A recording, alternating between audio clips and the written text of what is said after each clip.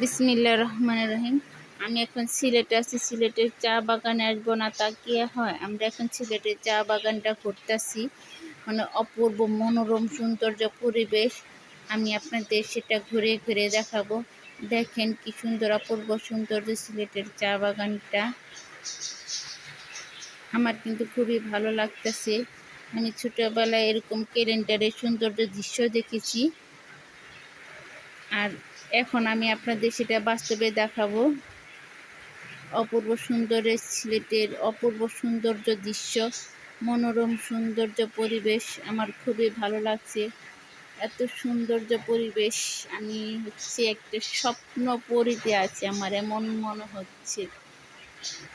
আমার অনেক শখ ছিল যে সিলেটের এরকম সৌন্দর্য পরিবেশ চা বাগানে আমি ঘুরবো, কিন্তু চা বাগানে আসছি আমি কিন্তু চা পাতা মানে সংগ্রহ করিনি, কারণ না বলে সংগ্রহ করাটা ভালো না। আমি এখন সিলেটের চা বাগানটা সুন্দর করে ঘুরে বেড়াচ্ছি।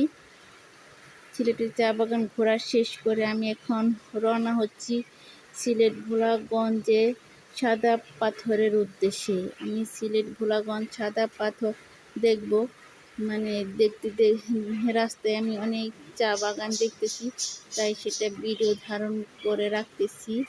দেখেন কি অপরূপ সৌন্দর্য সিলেটটা, মানে প্রাকৃতিক সৌন্দর্য পরিবেশ সিলেট।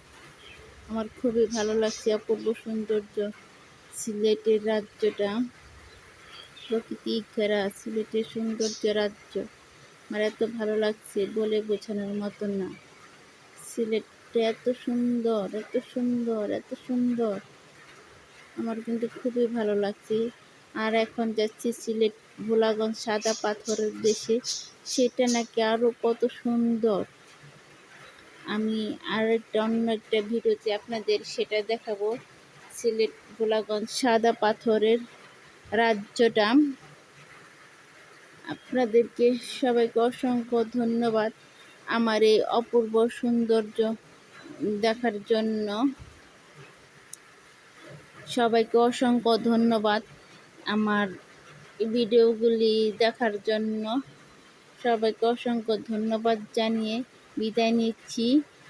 আর আরেকটা বিষয় অপেক্ষা করালাম, আমি আবার পরবর্তী ভিডিওতে আসবো সিলেট ভোলাগঞ্জের সাদা পাথরের রাজ্য নিয়ে। সবাই ভালো থাকবেন, সুস্থ থাকবেন। আল্লাহ হাফেজ।